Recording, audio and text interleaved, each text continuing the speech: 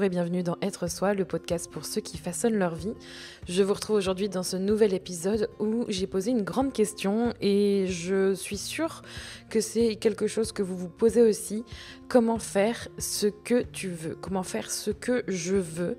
C'est quelque chose qui paraît énorme ou qui a l'air d'avoir besoin d'une solution un peu magique alors que pas forcément. Et aujourd'hui, je voulais vous parler de ça parce que c'est quelque chose qui est revenu dernièrement dans plusieurs conversations que j'ai eues grâce à vous, suite à un petit message que je vous ai fait passer pour discuter avec vous. Ça m'a fait absolument plaisir de le faire. Et aujourd'hui, justement, je voulais vous parler de ça parce que je pense que je peux vous apporter quelque chose de super intéressant pour vous aider à trouver comment faire ce que vous voulez. Si aujourd'hui, je veux vous parler de quelque chose qui me paraît plus évident pour moi pour réussir à faire ce que vous voulez, ce que j'ai envie aussi, c'est parce que je me suis aperçue qu'on est souvent bloqué, on se sent souvent incompris, perdu, seul, très seul dans ce qu'on est en train de vivre. Et c'est quelque chose que je comprends parce que je le vis, parce que je l'ai vécu et parce que je sais qu'il y a une solution pour ça, ou du moins il y a quelque chose qui m'aide à faire en sorte de faire ce que je veux, et c'est souvent quelque chose qui paraît insurmontable. Cette question-là appelle souvent des questionnements négatifs, ou du moins des sentiments de peur, des sentiments d'isolement. On a l'impression qu'on ne va pas y arriver, du coup on est seul à traverser ça, et on a tendance à en parler autour de nous, ce qui est tout à fait logique parce qu'on a besoin d'être aidé, on a besoin de se sentir moins seul, on a besoin de trouver des réponses, de se sentir compris, réconforté, c'est tout à fait humain de faire ça, mais en général, pour des personnes qui ont envie de se sentir bien, mais de sortir des sentiers battus, c'est-à-dire de faire quelque chose de différent, de se réaliser, d'être soi-même, de se sentir bien dans sa vie, ça demande de se dépasser. Et souvent, on va chercher des validations, on va chercher des réponses auprès des autres parce qu'on ne les a pas soi-même. Et on est souvent très déçu parce qu'on se sent encore plus embourbé, on se sent encore plus seul parce que les autres n'arrivent pas à nous apporter les réponses qu'on souhaiterait entendre, les réponses qu'on aimerait avoir. Et souvent, on emporte en fait les peurs de l'autre, les doutes de l'autre, et on remet encore plus en question les choses, surtout si on est perfectionniste et qu'on essaye de changer ça, surtout quand on aime plusieurs choses à la fois, qu'on a envie de se lancer à son compte. Et c'est dur, déjà, qu'il faut vivre avec ses propres peurs, ses propres doutes, mais en plus emporter celle de ses proches et se dire peut-être qu'en fait c'est pas la bonne chose et je commence à remettre tout en question, c'est dur et du coup on fait pas ce qu'on veut. C'est pour ça qu'aujourd'hui je voulais vous partager mon point de vue, mon expérience là-dessus, parce que selon moi, pour réussir à faire ce que l'on veut, il faut d'abord faire les choses pour soi en premier. Et c'est sûrement quelque chose que vous avez dû entendre dans beaucoup des épisodes de podcast, dans mes contenus. Ce podcast s'appelle Être Soi. Être Soi, façonner et entreprendre sa vie. Comment le faire? C'est pour les personnes qui ont envie d'entreprendre, qui ont envie de faire quelque chose par elles-mêmes, qui ont envie de façonner leur vie pour elles-mêmes, pour ensuite faire la différence et aider les autres. Mais souvent, on va plutôt essayer de faire pour les autres avant de faire pour soi. Et vivre pour soi avant tout, c'est pour moi une des bases ultra importantes pour réussir à faire ce que l'on veut vraiment. Ça paraît évident, ça paraît simple, ça paraît logique, mais vivre pour soi, faire les choses pour soi, c'est dur. Parce que comme je le disais au tout début, on a tendance justement à essayer de valider ce qu'on fait pour se rassurer, pour justement rester dans cette petite zone de confort qu'on aime bien, celle dont je vous ai tant parlé, mais ça nous aide pas du tout. Et je vais vous donner un exemple tout à fait concret. On peut par exemple faire, peut-être que c'est votre cas, en plus on arrive à cette période du bac, on arrive à cette période des fins d'études, etc. Imaginez que vous faites une formation et que vous allez enfin sortir des études ou du moins finir quelque chose qui vous a demandé du travail, un investissement, et que vous finissez par comprendre que finalement, c'est pas ce que vous voulez en sortant de ces études et que vous avez besoin de temps pour vous, pour réfléchir, pour savoir vraiment ce que vous voulez. Et vous faites un travail dit entre guillemets alimentaire, mais dont vous avez vraiment besoin et qui ne correspond pas forcément aux études que vous avez faites. Et là, dans ce cadre-là, on a beaucoup de personnes qui sont confrontées à des parents qui ne comprennent pas et qui vous disent mais c'est du gâchis ce que tu fais, c'est dommage, cherche un autre travail, tout ce potentiel gâché, pourquoi tu fais un travail de vendeuse, à McDonald's, je sais pas, n'importe quoi, mais qui n'a rien à voir avec ce fameux bac plus 5 que vous pouvez avoir et qui pourtant aurait dû vous apporter toute la satisfaction nécessaire pour continuer votre vie.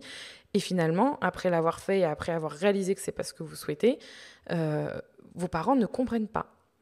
Ça peut être vos parents, ça peut être un proche, mais en tout cas, c'est une situation qui met en lumière le fait que vous avez fait des études. Certes, ça vous a sûrement apporté énormément de choses et je suis convaincue qu'on apprend toujours de ces expériences positives ou négatives, mais vous savez aujourd'hui que c'est pas fait pour vous. Il a fallu traverser ça pour savoir que c'était pas fait pour vous. Et ça, c'est très dur quand on a envie, en fait, de valider, d'être aimé ou de valider notre vie à travers le regard de nos parents, par exemple.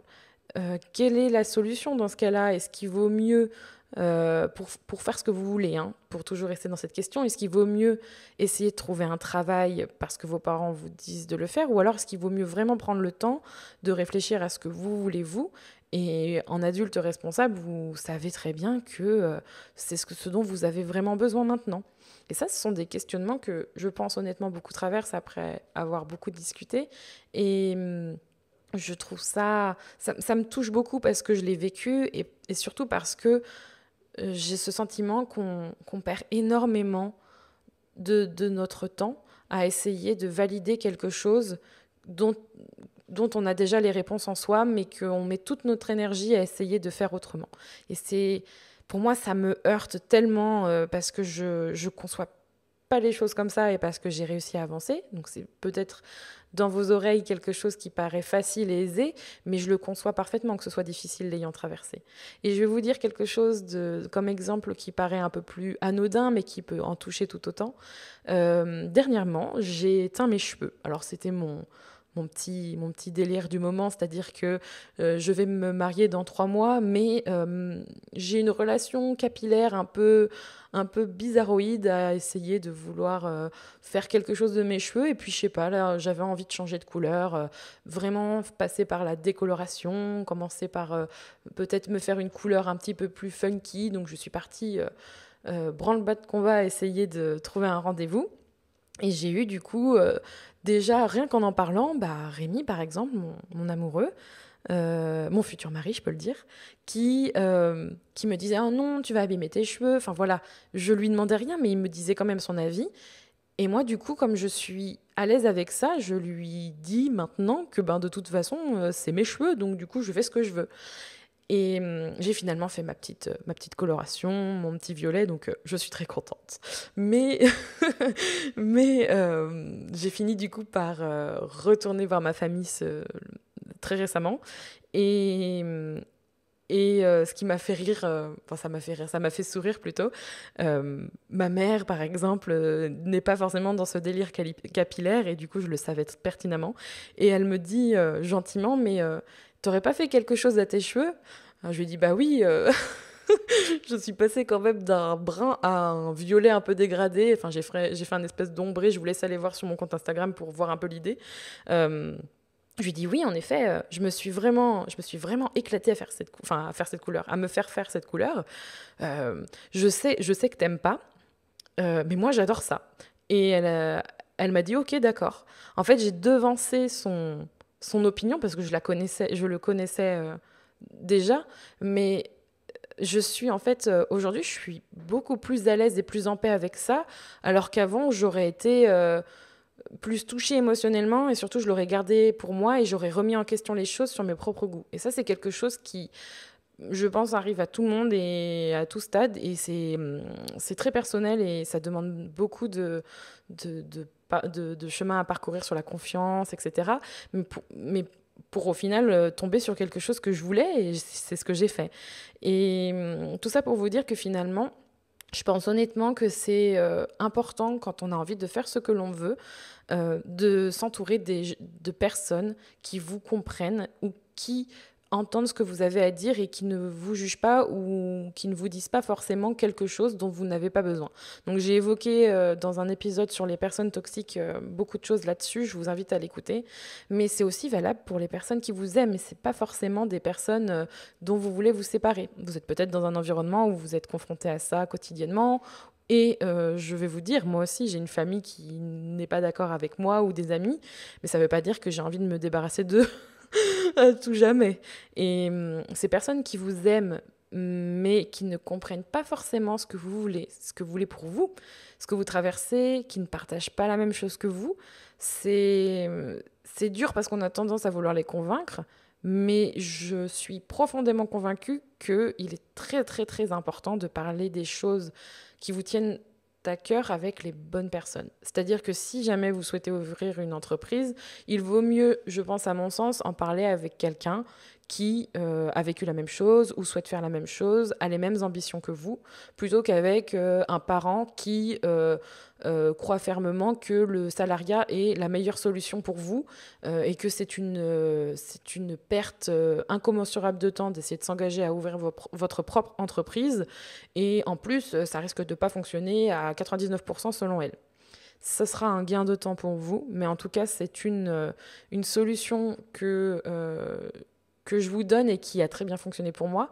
Ne vous débarrassez pas de votre famille, ne vous mettez pas en colère contre eux, mais entourez-vous ou parlez des bons sujets, parlez des sujets qui vous tiennent à cœur avec les bonnes personnes, celles qui est capable d'écouter, d'entendre ce que vous avez à dire, mais qui ne sera pas là pour essayer de tout remettre en question sans chercher à comprendre ce que vous traversez. Ce n'est pas de leur faute, c'est juste une question de point de vue et c'est juste une question d'être aligné avec ce que vous êtes et avec ce que la personne en face est. Et ça demande de la recherche, de la patience et de la confiance aussi. Pour terminer, je dirais surtout, s'il y a bien quelque chose à garder de cet épisode de podcast, c'est de ne pas mettre entre les mains de quelqu'un d'autre ce que vous attendez pour vous-même. C'est la meilleure façon d'être déçu, c'est la meilleure façon de ne pas faire ce que vous voulez parce que vous attendez de l'autre ce que vous pouvez faire pour vous-même par vous-même. Et c'est souvent beaucoup plus chargée en émotions et pas forcément positive. Donc n'attendez pas de l'autre de faire ce que vous attendez pour vous-même et prenez en main ce que vous avez envie de faire pour faire ce que vous voulez.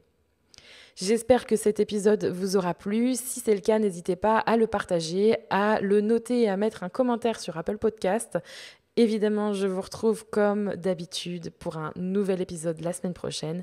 Et en attendant, prenez soin de vous.